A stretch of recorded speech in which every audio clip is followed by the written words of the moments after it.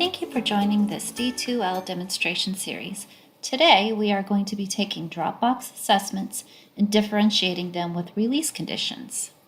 In order to get started, from the home page, you are going to come up to the navigation bar and find Assessment and click on Assessment. That's going to give you a drop-down menu, and from the drop-down menu you are going to choose Dropbox. Now that we're within the Dropbox menu and see all our Dropbox folders, you're going to choose the one that you want to differentiate. Go to that assignment, and next to it you'll see a down arrow. Click on the down arrow. The down arrow is going to bring you up to another menu, and from that menu you will click Edit Folder. Now we're within the area of which we can change things within our folder. You're going to come over to the tab that says Restrictions. And now within Restrictions, we have our due dates and our start dates and our end dates.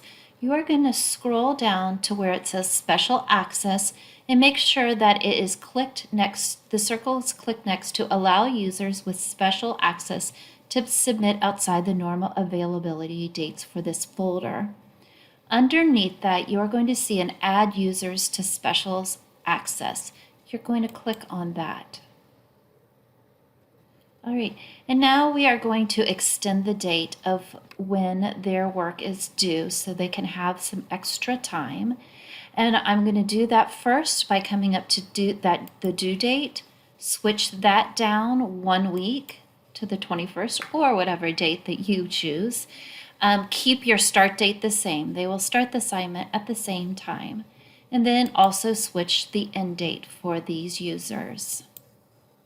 All right, now that we have that done, you're going to come down to your class roster list and choose the students that will be receiving these differentiated time limits for their assignment. You're going to click on their name and then click Save. This will take you back to your page for the folder, the editing page of the folder. You will now see the due date for your selected student's assignment and how long it is available to, and you should see the name listed of all students that you have selected that receive this differentiated terms for their assignment. You will click Save and Close. And there you have it. You have differentiated your Dropbox assignment.